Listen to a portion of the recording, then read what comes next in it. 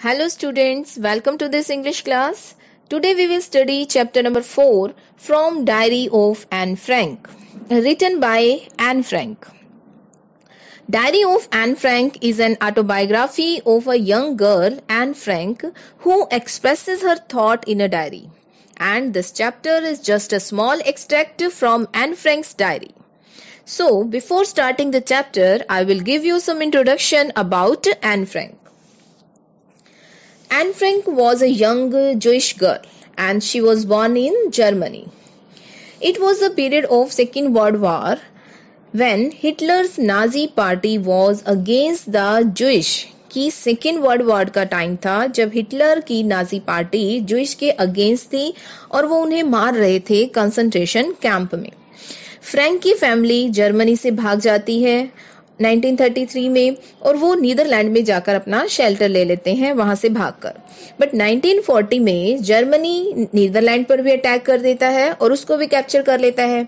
अब नाजी जो थे उन्होंने ज्यूइश लोगों को अरेस्ट करना शुरू कर दिया वहां पर भी, और उन्हें वो अरेस्ट करते और कंसंट्रेशन कैंप में सेंड कर देते, भेज देते थे। अब कंसंट्रेशन कैंप क्या होते हैं? कंसंट्रेशन कैंप ऐसे कैंप होते थे जहां पर उन लोगों को बहुत ज्यादा टॉर्चर किया जाता था और एट लास्ट उनकी डेथ हो जाती थी। वहां से बचकर बाहर निकलने का कोई रास्ता नहीं था। तो फ्रैंक की फैमिली ने अपने आप को छिपाने की कोशिश की और फिर वो सीक्रेटली अपने फादर के ऑफिस के ऊपर एक बिल्डिंग थी, उनके फादर ओटो फ्रैंक, उनके ऑफिस के ऊपर एक बिल्डिंग थी, वहां पर उन्होंने छिप कर रहना शुरू कर दिया और वहां पर वो 2 साल तक उस प्लेस पर छिप कर रहे। बट 1944 में Germans came to know of their hiding, उन्हें उनके हाइडिंग प्लेस के बारे में पता चल जाता है।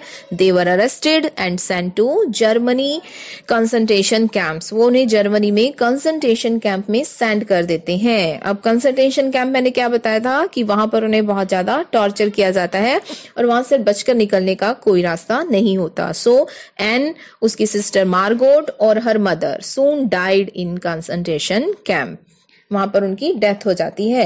Her father Otto the only survivor of the group, सिर्फ वही एक केवल बचते हैं और रिटर्न टू एम्स्टरडेम वापस लौट जाते हैं after the war ended to find that her diary had been saved, कि एन फ्रैंक ने एक डायरी लिखी होती है और उस डायरी को वो क्या करते हैं, किसी पब्लिशर्स को कन्विंस करते हैं और उसको पब्लिश करवा देते हैं because it was a unique record. और उसे किस नेम से? Under the name the diary of a young girl, and this diary was given to Anne Frank for her 13th birthday and, और इसमें उसकी लाइफ की 12 जून 1942 से लेकर 1 अगस्त 1944 तक की इवेंट्स को उसमें लिखा गया था। और इसे डच लैंग्वेज में लिखा गया but translated into many language में से ट्रांसलेट भी किया गया और this diary became one of the world's most widely read books. The diary provides an intimate examination of daily life under Nazi occupation. Anne Frank has become one of the most renowned and discussed of the Holocaust victims. It means she has become the witness of large-scale destruction which has been taken place in the Second World War. This chapter is about the days when Anne was still a school-going girl and her family had not yet moved to the secret quarters. So through the initial lines of this chapter, we find why she decided to keep a diary. कि N ने diary लिखना कैसे start किया, क्यों उसे diary लिखने की need हुई। So let's read in this chapter. Writing in a diary is real strange experience for someone like me. It means me here refers to Anne Frank. She is feeling here. क्या feel कर रही है? It is really strange for her to write in a diary about her feeling experience. कि अपनी feeling experience के बारे में जो डायरी लिखना है उसे बहुत strange लग रहा था। But why? क्यों? Not only because I have never written anything before. It means it is the first time she is doing it. But also because it seems to me that later on Neither I nor anyone else will be interested in the musings of a 13-year-old girl. कि she feels that in the future में no one will read about a young girl's past experience. भी कौन interest लेगा किसी young girl के past experience के पढ़ने के बारे में? Oh well, it doesn't matter. I feel like writing and I have an even greater need to get all kinds of things off my chest. अब वहां पर क्या सोच रही है कि इतने इस तरह के थॉट्स उसके माइंड में आ रहे हैं कि कौन मेरी डायरी को पढ़ेगा, कौन मेरे थॉट्स के बारे में सोचेगा. जब इस तरह के माइंड्स उससे इस तरह की बातें उसके माइंड में आती है तो वो इन थॉट्स को क्या करती है, माइंड से बाहर निकालती है. She puts these thoughts away and decides, क्या डिसाइड कर लेती है, she should write if she feels like doing so. यदि उसे ऐसा करना अच्छा लगता है तो वो लिखेगी. And I have an even greater need to get all kinds of things off my chest. It means अपने दिल में, थिंग्स ऑफ माई चेस्ट का मीनिंग यहाँ पर है कि उसके दिल में या उसके मन में जो सभी बातें भरी हुई थी उनका बोझ जो है वो उतार देना चाहती थी, अपने दिल का बोझ खाली करना चाहती थी, अपने दिल का बोझ उतारना चाहती थी. It means there were a lot of thoughts in her mind and she needed to get them off her mind, and last she makes the decision of her writing a diary. This would keep her heart lighter, कि वो उसके heart को क्या रखेगा, light रखेगा. Paper has more patience than people. I thought of this saying on one of those days when I was feeling a little depressed and was sitting at home with my chin in my hand, bored and listless, wondering whether to stay in or go out. अब paper has more patience than people, कि लोगों की अपेक्षा जो paper है उसमें ज्यादा patience होता है. Here she feels that paper में थॉट्स को अब्सॉर्ब करने की कैपेसिटी ज्यादा होती है than people. Being a non living thing, वह उसके थॉट्स को रिफ्यूज नहीं कर सकता है. अब वह यह सब कब सोचती है, व्हेन डज शी थिंक्स, कि यह उन दिनों की बात है. किन दिनों की, when I was feeling a little depressed. It means when she was feeling more sad and confused than usual.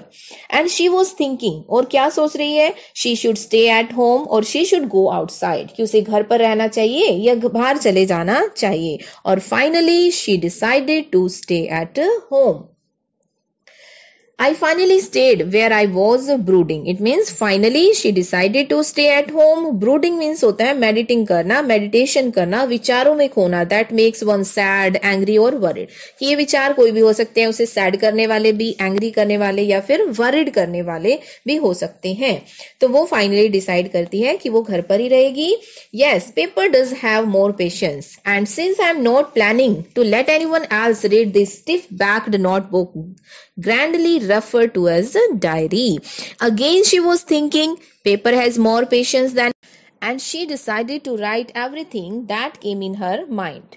I am not planning to let anyone else read this stiff-backed notebook. Stiff-back क्या होता है, totally true and correct notebook, जो वो अपनी diary लिख रही थी उसके लिए इस वर्ड को यूज किया है. grandly referred to as a diary, कि जो भी वो प्लानिंग कर रही थी, डायरी लिखने की प्लानिंग कर रही थी, अपनी डायरी में जो कुछ भी लिख रही थी वह अलाउ नहीं करती कि कोई भी उसकी डायरी को ऐसे ही पढ़ ले जब तक कि उसे कोई रियल फ्रेंड नहीं मिल जाता है. इट मीन्स उसका मतलब एक ऐसे फ्रेंड से है with whom she could share all her secrets, जिससे वो अपने सारे सीक्रेट शेयर कर सके. It probably want make a bit of difference, कि इस बात से कोई ज्यादा अंतर नहीं पड़ता है कि वो उसे लिखती है या नहीं लिखती है, लेकिन उसे क्या चाहिए, एक रियल फ्रेंड की उसे नीड है जिससे वो अपने सारे सीक्रेट शेयर कर सके. Now I am back to the point that prompted me to keep a diary. In the first place, I don't have a friend.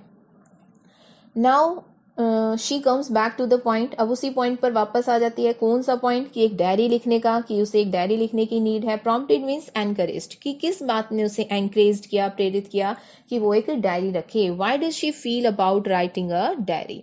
क्यों, because she is lonely, she doesn't have a close friend to talk to, so she started writing diary. Let me put it more clearly, since no one will believe that a 13-year-old girl is completely alone in the world.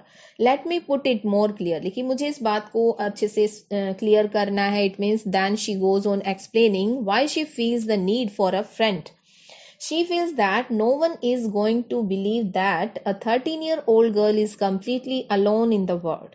And I am not, it means I am not alone in the world. अब वो अपने बता रही है कि अकेली भी नहीं है, उसके साथ बहुत है। कौन कौन है उसके साथ? I have loving parents and a 16-year-old sister. There are about 30 people I can call friends. I have a family, loving aunts and a good home. No, on the surface I seem to have everything except my one true friend. It means इससे क्या पता चल रहा है कि she has a happy family but a true close friend is missing. All I think about when I'm with friends is having a good time. अब वह सब कुछ सोचती है कि जब भी वह अपने फ्रेंड्स के साथ होती है, वह एक बहुत अच्छा टाइम स्पेंड कर रही होती है, उनके साथ फन कर रही होती है, having fun. I can't bring myself to talk about anything but ordinary everyday things. कि जब भी मैं उनके साथ बातें करती हूँ तो मैं ऑर्डिनरी आम साधारण बातें ही उनके साथ कर पाती हूँ, मतलब अपनी कोई सीक्रेट्स उनके साथ शेयर नहीं कर पाती है। It means she can talk only about ordinary things to these people but she could not share intimate secrets with any one of them. we don't seem to be able to get any closer and that's the problem। कि problem क्या थी कि वह उनको मतलब उनके साथ close नहीं हो पाती थी। It mean she is not able to come any close to her friend. क्यों नहीं हो पाती थी? इसके लिए भी वो क्या कहती है कि maybe it's my fault that's we don't confide in each other. कि हम एक दूसरे को कन्फाइड करना होता है, अपनी सीक्रेट शेयर करना, कि हम एक दूसरे के सीक्रेट जो है शेयर नहीं कर पाते हैं, तो वो कहीं ना कहीं इसको अपना ही फॉल्ट समझती है कि she could not able to trust any one with her private stuff. कि वो उसके साथ अपनी प्राइवेट बातें शेयर कर सके, ऐसा वो किसी पर भी ट्रस्ट नहीं कर पाती है। यहाँ पर उसके एक इंट्रोवर्ट नेचर का भी पता चलता है। In any case that's just how things are and unfortunately they are not liable to change. This is why I have started the diary. It means क्या कह रही है यहाँ पर? ऐसा case just that's just how things are, भी कुछ भी हो, किसी भी तरह की परिस्थितियां हो, अनफॉर्चुनेटली क्या होता है? The current situation can not be changed. That's why she needs to write her feelings in the diary. इसीलिए उसे एक डायरी लिखने की नीड होती है कि जो करंट सिचुएशन है उसे चेंज नहीं किया जा सकता, और लास्ट में वो डिसाइड कर लेती है डायरी लिखना। To enhance the image of this long awaited friend in my imagination I don't want to jot down the facts in the diary. कि अब to enhance the image of this long awaited, लंबे समय से जो है किसी friend की अपनी कल्पना में, इमेज में जो चाहती थी जिस तरह का फ्रेंड्स, अब वो कह रही है कि I don't want to jot down the facts in this diary. अब उसने डायरी को अपना फ्रेंड तो बना लिया है, वो नहीं चाहती है कि किस तरह से लिखे कि जिस तरह के आम लोग लिखते हैं, वो उस तरह से इस डायरी में नहीं लिखना चाहती थी। It means she adopted a novel method of writing it. इसे लिखने का एक कुछ नया मेथड अडॉप्ट करती है। When someone is writing in a diary, कि जैसे कि कोई भी एक डायरी लिख रहा है, then they list down all the facts in a formal manner, but writer जो है ऐसा नहीं करना चाहती, कि वो इस तरह के फैक्टर नहीं लिखना चाहती। वह अपनी डायरी को एक फ्रेंड की शेप देना चाहती है, फ्रेंड की shape. But I want the diary to be my friend and I am going to call this friend kitty.